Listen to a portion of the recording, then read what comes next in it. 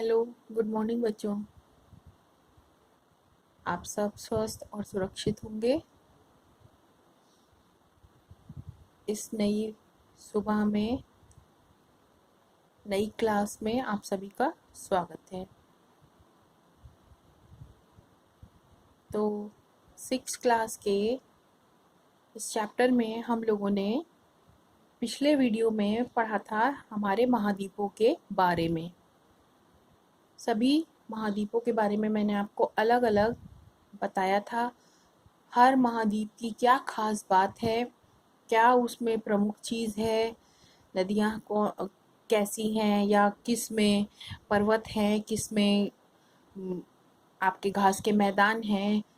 हर जगह क्या क्या पाया जाता है वो मैंने आपको पिछले वीडियो में बताया था। हर महाद्वीप की अपनी खासियत है और हमारे जो महाद्वीप हैं, उत्तरी अमेरिका, दक्षिणी America, Europe, Asia, Australia, Africa, Antarctica, ठीक है, ये आपके महाद्वीप थे। इन सब के बारे में आपने विस्तृत जानकारी प्राप्त की थी। अब हम आगे चलते हैं। आगे हमारा एक छोटा सा टॉपिक बचा था, स्थलाकृतियाँ। ठीक है, नेक्स्ट स्थलाकृतियों में हमने स्थलाकृतियों से आप ऐसे समझ सकते हैं कि आकृतियाँ आकृतियाँ मीन्स आकृति आप जानते हैं, जैसे आपने कोई मूर्ति देखी है वो आकृति है। ठीक है, तो ऐसे ही भगवान ने सुंदर सुंदर आकृतियाँ आपकी पृथ्वी पर या स्थल पर बनाई हैं, जिन्हें हम स्थलाकृतियाँ कहते हैं, यानी कि स्थल की आकृतियाँ। ठीक है, आप ये सभी जानते हैं कि हमारी पृथ्वी जो है वो सभी जगह से एक समान नहीं है। कहीं पर उबड़ खाबड़ है, कहीं पर असमान है, ऊंची नीची है, एक जैसी सीधी नहीं है। जैसे कि आपके कमरे की फर्श होती है, उस तरीके से सीधी हमारी पृथ्वी नहीं है। कुछ भाग समतल है तो कुछ गहरा है, कुछ बहुत ऊंचा है। ठीक है, इस तरीके से हमारी पृथ्वी पर बहुत तरह तरह के आकृतियां पाई जाती हैं। इनको हमने 3 भागों में बांटा है। अभी फिलहाल के लिए आपके कोर्स में यही 3 आकृतियां हैं। जब हम आगे बढ़ेंगे तो हम और विस्तृत इनके बारे में बात करेंगे। इन 3 आकृतियों में आपके कोर्स में ये देखिए, पर्वत है, ये ऊंचा है, पृथ्वी के सतह से ऊंचा। ठीक है, पर्वत है, नोकदार है। फिर ये पठार है, ये भी ऊंचा है पृथ्वी की सतह से, लेकिन नोकदार नहीं है। फिर ये आपके मैदान हैं जिन पे हम आप रहते हैं, पेड़ पौधे जीव जंतु रहते हैं, विचरते हैं। और उसके बाद में ये सागर है, यानी कि ये गहरा है। तो कुछ भाग बहुत ऊंचे हैं, कुछ कम ऊंचे हैं, कुछ समतल हैं और कुछ गहरे हैं। ठीक है, ये हमारी हो गई स्थलाकृतियां। तो ये हमने बात की थी स्थल मंडल के बारे में। स्थल मंडल में हमने ये आकृतियां पढ़ी, हमारे 6 महाद्वीप, हमारे महाद्वीप पढ़े 7। अब हम जलमंडल की बात करते हैं। ठीक है, अब हम आपको जलमंडल के बारे में बताएंगे। जलमंडल के बारे में पीछे थोड़ा सा हम स्टार्टिंग में पढ़ चुके थे। हमने आपको बताया था कि हमारी जो पृथ्वी है उस पर जो पानी है बहुत ज़्यादा है। ठीक है, पानी की मात्रा हमारी पृथ्वी पर बहुत अधिक है, जिसके कारण हम पृथ्वी को अनोखा ग्रह भी कहते हैं। ये बात हमने आपको पहले बताई थी। अब उस बहुत सारे पानी में हमारे काम का कुछ भी नहीं है। लगभग 97% वो पानी हमारे लिए बेकार है, उपयोग लायक नहीं है। क्यों नहीं है वो आपको मैंने बताया था, क्योंकि उसमें बहुत लवण मिले हुए हैं, वो खारा है और खारे होने की वजह से हम उसका इस्तेमाल नहीं कर सकते हैं। फिर 3% पानी हमारे पास बचता है मीठा। ठीक है, 3% पानी हमारे पास बचता है मीठा 97 में से।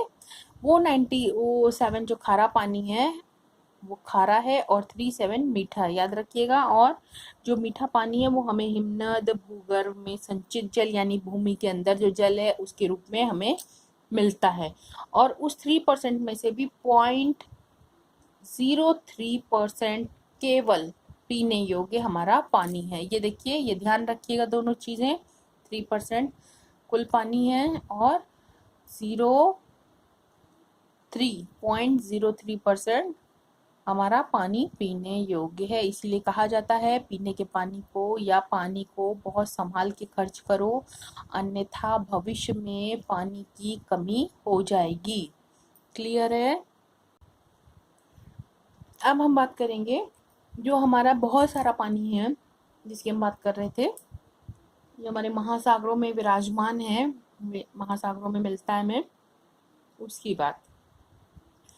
तो हमारा जो जलमंडल है उस पे हमारे पास 5 बड़े बड़े महासागर हैं। उन महासागरों के नाम अटलांटिक महासागर, प्रशांत महासागर, हिंद महासागर, आर्कटिक महासागर और दक्षिणी महासागर हैं। ये 5 हैं, फिर से सुनिए। प्रशांत महासागर, अटलांटिक महासागर, हिंद महासागर, आर्कटिक महासागर और दक्षिणी महासागर। ठीक है। जो आर्कटिक महासागर है इसको हम उत्तरी महासागर भी कहते हैं। प्रशांत महासागर इन महासागरों में सबसे बड़ा महासागर है। ठीक है, क्लियर है बच्चों? बहुत बड़ा महासागर है। ठीक है, और हमारी जो पृथ्वी है उसका बहुत सारा जल इन्हीं महासागरों में मिलता है। ठीक ठीक है बच्चों, नीला नीला जो हमें भाग पृथ्वी पर दिख रहा है वो हमारे सारे क्या है? महासागर हैं जिनमें पानी भरा हुआ है। ये महासागर आपस में जुड़े हुए हैं, इसलिए इन महासागरों का पानी एक महासागर से दूसरे सागर में चला जाता है आसानी से। ठीक है, और इनमें कभी भी बाढ़ नहीं आती है। जैसे हमारी नदियों में बाढ़ आ जाती है ना, नदियों में बाढ़ इसलिए आ जाती है क्योंकि वो किसी से मिली हुई नहीं है, उनका पानी उन्हीं में रहता है, और जब पानी एक्स्ट्रा हो जाता है तब वो ओवरफ्लो करने लगती हैं और बाढ़ का रूप ले लेती हैं। लेकिन महासागरों में ऐसा नहीं है, वो ओवरफ्लो नहीं करते और बाढ़ का रूप कभी भी नहीं लेते, क्योंकि वो आपस में एक दूसरे से जुड़े हुए हैं और एक दूसरे के पानी को अपने अंदर एडजस्ट करते रहते हैं। ठीक है, अब जो महासागर का जो जल है वो सदा गतिशील रहता है, यानी एक महासागर से दूसरे महासागर में आता जाता रहता है। क्लियर है? इसके बारे में हम नेक्स्ट क्लास में आपको बताएंगे और आपको बहुत मजा आएगा पढ़ने में। इसमें ज्वार भाटा, लहरें, धाराएं चलती रहती हैं। ज्वार भाटा का नाम आपने सुना होगा, लहरें भी आप जानते होंगे। कभी आपने तालाब में कंकड़ फेंका है या बाल्टी में ही रखे पानी में कभी कंकड़ फेंक के देखिए तो उसमें लहरें उठती हैं ना, तरंग, उनको हम लहरें कहते हैं। ठीक है, धाराएं जरूर आपने नहीं देखी होंगी। धारा देखने के लिए आप नदी अगर आपने देखी होगी तो नदी का जो पानी बहता है वो धारा होता है। तो ये सारी महासागर में चलने वाले जल की गतियां हैं। क्लियर है? जो समुद्र का तल होता है को हम 0 की ऊंचाई वाला मानते हैं। ठीक है, यानी उसकी ऊंचाई 0 होती है, जो जहां पर पानी हमको दिखता है। महासागर की गहराई हो या हम स्थलखंड में ऊंचे ऊंचे पर्वतों और पठार या मैदानों की ऊंचाई हो, ये सभी सागर तल से नापते हैं। ठीक है, अब इधर देखिए, सागर तल से नापने का मतलब ये है कि ये मैंने आपको भी इधर डायग्राम बताया था ना, ये देखिए, इसमें जैसे ये देखिए, ये यहाँ पर, ठीक है, ये आपको दिख रहा है ना, ये जमीन का हिस्सा है, ये वाला हिस्सा। ठीक, ये हमारा समतल है, इसके ऊपर ऊंचाई है और इसके नीचे गहराई है। तो ये वाला जो हिस्सा है, जो समुद्र का तल और आपका ये जो धरातल है उसका तल जो साथ में मिलते हैं, इसको हम, इसके ऊपर जो पानी के ऊपर का तल है इसको हम समुद्र तल कहते हैं। ठीक है, तो कुछ भी हो हम यहीं से नापते हैं, चाहे हमको गहराई नापनी हो चाहे ऊपर की ऊंचाई नापनी हो। क्लियर है? ठीक है बच्चों, तो ये महासागरों को नापने का तरीका है। इसके बाद में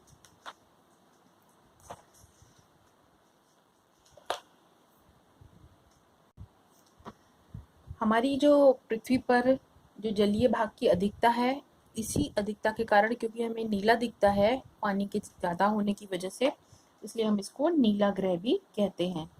पानी के 3 रूप होते हैं, ये आपने हो सकता है साइंस में भी पढ़ा होगा। हमें वो ठोस अवस्था में मिलता है यानी बर्फ के रूप में मिलता है, द्रव अवस्था में मिलता है यानी पानी के रूप में मिलता है, और भाप या वाष्प अवस्था में मिलता है। ठीक है, भाप, आपकी मम्मी चाय बनाती हैं, पानी गर्म करती हैं किसी बर्तन में, तो आप देखते हैं उसके ऊपर धुआं धुआं सा उठता है, उसको हम वाष्प या भाप कहते हैं। ठीक है, तो पानी हमें 3 अवस्थाओं में मिलता है, जल, द्रव और वो जल या द्रव, ठोस या बर्फ, और वाष्प या गैस अवस्था में। ठीक, अब हम बात करेंगे जल चक्र की। ये देखिए, ये आपका जल चक्र है और ये भी जल चक्र है। मैंने 2 डायग्रामों से आपको बताने की कोशिश की है, जो कि आपके समझ में आसानी से आ जाए। ठीक है, सबसे पहली बात तो हमने भी पढ़ा कि पृथ्वी पर जल 3 रूपों में मिलता है, ठोस, द्रव और गैस अवस्था में। ठीक है, अब जल चक्र में क्या होता है, पानी हमें इन तीनों अवस्थाओं में मिलता है। ठोस अवस्था में भी जल चक्र में रहता है, और वाष्प अवस्था में भी रहता है, और द्रव अवस्था में भी रहता है। ठीक है, मीन्स कि ये आपका समुद्र है, ये हिस्सा समुद्र है। पानी यहाँ से सूर्य की गर्मी के कारण, ठीक है, ये देखिए, सूर्य की गर्मी यहाँ तक पहुंचती है, इस गर्मी के कारण भाप बन के ऊपर को उठता है। क्लियर है? ये देखिए, ये वाष्पन हो रहा है, वाष्पन की क्रिया, भाप बन के ऊपर उठता है, और यहाँ जाकर के तापमान की कमी के कारण वो जम जाता है, जैसे आपकी बर्फ जम जाती है, तो संघनित हो जाता है। संघनित होने के कारण वो बादल में बदलता है, और बादल में बदलने के बाद जब बादल भारी हो जाते हैं, तो वो बूंद बूंद बूंद बूंद करके वापस हमें हमारे पृथ्वी पर बारिश के रूप में मिलता है। यही जल चक्र है। मीन्स यहाँ से पानी चढ़ा और फिर उतर करके वापस यहीं आ गया। ठीक है, वाष्पन, संघनन और फिर द्रव अवस्था में। ठीक, भाप, ठोस और द्रव। ठीक, ये तीनों रूपों में हमें पानी मिला जल चक्र में। देखिए, वाष्प बनी, वाष्प बन के पानी ऊपर गया, उसके बाद पानी का संघनन हुआ, पानी इकट्ठा हुआ, बादल के रूप में बना, उसके बाद उसका वर्षण हो गया, और वापस वो हमको वाष्प के रूप में फिर मिल गया। यही जल चक्र है। पृथ्वी का जल वाष्पीकरण द्वारा वायुमंडल में पहुंचता है, और फिर इसी प्रक्रिया द्वारा जल वापस द्रव और गैस अवस्था से होता हुआ वापस हमारे वायुमंडल में आ जाता है। संघनित जल बादल, कोहरा, ओस आदि के रूप में पाया जाता है। ठीक है, ये जो हमारे बादल जो यहाँ आकर के पानी संघनित हो जाता है, यही हमें किस रूप में मिलते हैं, बादल के रूप में मिलते हैं। ठंड में आपने देखा होगा कोहरा पड़ता है, और ओस जमीन पे आपको दिखाई पड़ती है। इन रूपों में वो पानी संघनित होकर के हमको मिलता है। और फिर क्या होता है, संघनित जल जो होता है बूंदों के रूप में, अभी मैंने बताया, भारी हो करके नीचे आ जाता है वापस, और बारिश के रूप में हमें पुनः मिलता है। क्लियर है? और जो बारिश का जो रूप है वो कई रूप में होता है, उसको हम वर्षण भी कहते हैं। वो हमको मिलता है वर्षा के रूप में, फुहार के रूप में, कभी जो बहुत तेज पानी गिरता है भर भर भर भर करके, तो उसको हम वर्षा कहते हैं। झिम झिम झिम करके थोड़ा थोड़ा गिरता है, तो उसको हम फुहार कहते हैं। और ओला, बड़े बड़े पत्थर जिनको आप कहते हैं कि पत्थर गिर रहे हैं, वो पत्थर होता है, या फिर पूरा बर्फ की ही बारिश होती है, तो उसको हम हिमपात कहते हैं। क्लियर है? तो ये हुआ जल चक्र। हमारी जो जल चक्र की क्रिया होती है वो हमेशा चलती रहती है। अब इसके बाद हम बात करेंगे वायुमंडल की। ठीक है, ये हमारा वायुमंडल है, और ये वायुमंडल की परतें हैं। ये सिंपल सा डायग्राम बना करके मैंने आपको बताया है। आप जब इस डायग्राम को बनाएंगे तो इनको अलग अलग लेयर को अलग अलग कलर से कलर करेंगे। ठीक है, हमारी जो पृथ्वी है उसके चारों ओर एक आवरण पाया जाता है, जिसको हम वायुमंडल कहते हैं। ठीक है, ये आवरण होता है पृथ्वी के चारों ओर, जिसको हम वायुमंडल कहते हैं। इसमें nitrogen, oxygen, carbon dioxide, organ जैसी ढेरों गैसें मिलती हैं, जो कि हमारे लिए जरूरी होती हैं।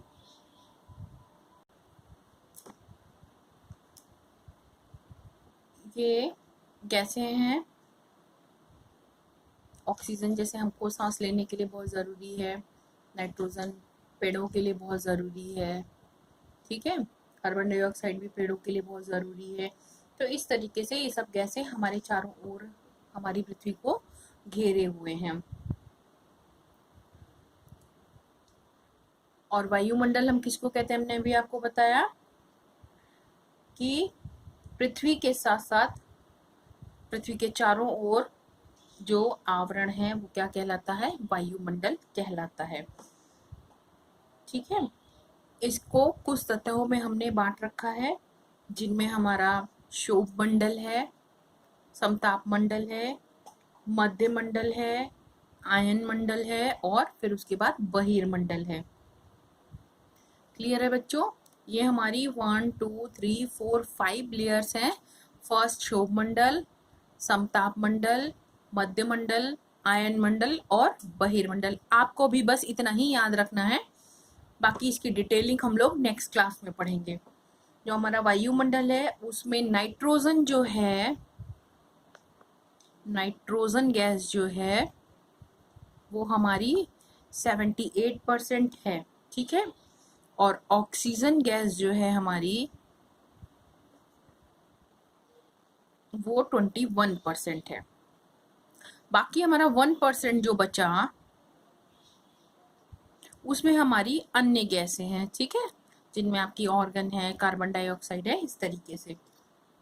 नाइट्रोजन जो है वो जीव जंतुओं के लिए यानी जानवरों के लिए, पेड़ पौधों के लिए, हम लोगों के लिए, सभी के लिए, हमारे विकास के लिए बहुत जरूरी है, ठीक है। ध्यान रखिएगा, नाइट्रोजन गैस जो है जीव जंतुओं की वृद्धि के लिए बहुत जरूरी है।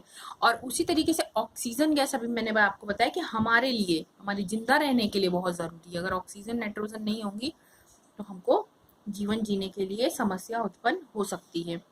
फिर उसके बाद ही नेक्स्ट बात ये है कि जैसे जैसे हम, ये हमारा पृथ्वी का धरातल है, और जैसे जैसे हम ऊपर बढ़ते जाते हैं वैसे वैसे हमारा तापमान कम होता जाता है और हवा का घनत्व तो घटता चला जाता है, ठीक है। इसी कारण हमारी हवाओं में भार कम हो जाता है। यहाँ नीचे हवाएं रहती हैं तो वो भारी होती हैं,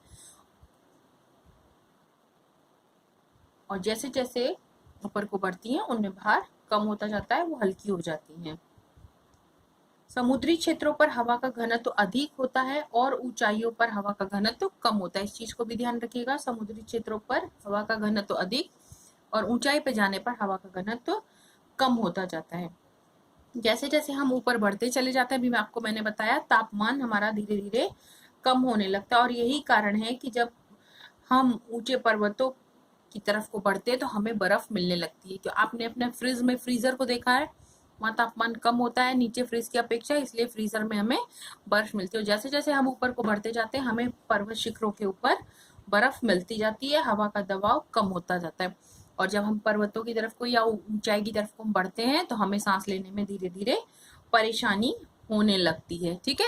इसीलिए जो हमारे पर्वतारोही लोग होते हैं वो अपने साथ में ऑक्सीजन का सिलेंडर रखते हैं। अब हम बात करते हैं जैव मंडल की। ये तो हमने इतनी बातें कर ली, अब जैव मंडल के बारे में आपको थोड़ा सा पढ़ना है। तो जैव मंडल जो है हमारा, हम जहाँ भी रहते हैं, हमारे आसपास का जो भी वातावरण है जिसमें आपके पशु पक्षी रहते हैं या पेड़ पौधे रहते हैं, जीव जंतु रहते हैं, तरह तरह की वनस्पतियां, ये सब मिलकर के जैव मंडल का निर्माण करते हैं। क्लियर है? पृथ्वी के धरातल पर एक क्षेत्र है सीमित, जहां पर 3 मंडल मिलते हैं, स्थल मंडल, जल मंडल और वायुमंडल, और इन तीनों को मिला करके हम इनको जैव मंडल कहते हैं। इनमें हमारे जीवन जीने के लिए ऐसी परिस्थितियां मौजूद होती है कि हम यहाँ पर जिंदा रह सके। हमसे मतलब है कि जीव जंतु, पेड़ पौधे सभी यहाँ पर जीवित रह सके, ठीक है। उसके बाद हमारे आते हैं शाकाहारी जीव। शाकाहारी जीव हम उन जीवों को कहते हैं जो वनस्पतियों को, घास को खाते हैं, वो जीव हमारे शाकाहारी जीव कहलाते हैं, जिनमें बकरी, खरगोश ये सब आते हैं। उसके अलावा हमारे आते हैं मांसाहारी जीव। मांसाहारी जीव हम उन जीवों को कहते हैं जो शाकाहारी जीवों को खाते हैं, ठीक है। वो मांसाहारी जीव होते हैं जिनमें शेर, भेड़िया ये सब आते हैं। और एक होता है सर्वाहारी, जो कि आपकी बुक में नहीं दिया हुआ है लेकिन मैं फिर भी आपको बता दे रही हूँ। सर्वाहारी वो होते हैं जो शाकाहारी और मांसाहारी दोनों तरह से होते हैं, यानी कि वो आपके पेड़ पौधे भी खाते हैं, फल फूल भी खाते हैं और मांस मछली भी खाते हैं। उनको हम सर्वाहारी कहते हैं, सब कुछ खाने वाले। इन वनस्पतियों और शाकाहारी तथा मांसाहारी जीवों के सम्मिलित रूप को हम स्थलीय जैव मंडल कहते हैं, क्योंकि ये सब हमारे स्थल पर मिलते हैं, ठीक है। जो वनस्पतियां हैं, शाकाहारी और मांसाहारी जीव हैं, वो हमारे कहाँ मिलते हैं? हमें स्थलीय जैव मंडल में। उसके अलावा महासागर, नदी और झील के जल में भी हमें क्या मिलती है, घास और शैवाल और कुछ जीव में मिलते हैं जिनमें मछलियाँ इस तरीके की होती हैं। अनेक जलाशयों में हम पालते भी हैं उनको अलग से, और इन्हें हम महासागरीय या जलीय जैव मंडल कहते हैं। क्लियर है? मनुष्य भी जैव मंडल का एक सदस्य, हम आप भी क्योंकि जीव में ही आते हैं इसलिए हम लोग भी जैव मंडल का एक सदस्य हैं जो स्थलीय और जलीय जल मंडल से अपना भोजन ग्रहण करते हैं। ठीक है, हम स्थल से भी खाते, भी मैंने आपको बताया कुछ सर्वाहारी होते हैं, वो स्थल से भी चीजों को प्राप्त करके खाते हैं और जल से भी चीजों को प्राप्त करके खाते हैं, तो वो सर्वाहारी होते हैं। तो मनुष्य की श्रेणी में आ गया बच्चों, सर्वाहारी श्रेणी में मनुष्य को हम रखते हैं।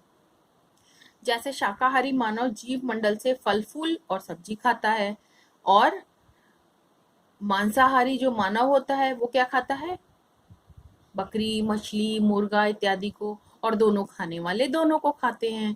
ठीक है, मानव जैव मंडल को क्षति भी पहुंचाता है। हम लोग जो हैं वो अपने जैव मंडल को क्षति पहुंचाते हैं। और हम नुकसान कैसे पहुंचाते हैं उनको, हमने बहुत सारे पेड़ पौधों को काट डाला है, जीव जंतुओं को मार करके हम खा गए हैं, जगह जगह हमने उद्योग धंधे लगा दिए हैं, जिनकी वजह से क्या होता है, धुआं निकलता है, उनमें से खतरनाक हानिकारक गैसें निकलती हैं, जैसे कार्बन डाइऑक्साइड गैस। ठीक है, ये सब जाके कहाँ मिलती हैं, वायुमंडल में मिलती हैं, और इनके वायुमंडल में मिलने के कारण क्या होता है, तापमान बढ़ जाता है, जिससे क्या होता है, इसका दुष्परिणाम होता है, और इस तापमान बढ़ने को हम भूमंडलीय तापन कहते हैं। इससे जैव मंडल को बहुत नुकसान होता है, और इसके साथ ही में जब हम गंदगी, मलबा या कचरा ये सब निकाल करके हम जल में फेंकते हैं तो हमारा जल दूषित होता है, और इस दूषित जल को हम जल प्रदूषण कहते हैं। ठीक है, यानी किसी भी विधि द्वारा जल को दूषित करना जल प्रदूषण कहलाता है। तो बच्चों, हमने इस चैप्टर में बहुत सारी चीजें सीखी हैं, बहुत ही ज्यादा चीजें सीखी हैं, तरह तरह की चीजें। आप इन सारी बातों को दोबारा अपने घर पर बैठ करके फिर एक बार इसको रिवाइज करिएगा, और जो चीजें मैंने बताई हैं उनको अपनी कॉपी पर नोट करते रहिएगा। डायग्राम सारे आपको अपनी कॉपी पे बनाने हैं, काम कंप्लीट करके रखिएगा, क्योंकि आपकी कॉपी दोबारा फिर से मंगाई जाएंगी नेक्स्ट चैप्टर चेक करने के लिए। तो प्लीज अपने काम को सीरियसली अपने कॉपी पर करिएगा और समझिएगा। ठीक है, उसके बाद भी अगर आपको मेरी ज़रूरत महसूस होती है तो मैं हमेशा आपके लिए उपलब्ध हूँ। ये चैप्टर यहाँ पर ख़त्म होता है। Thank you.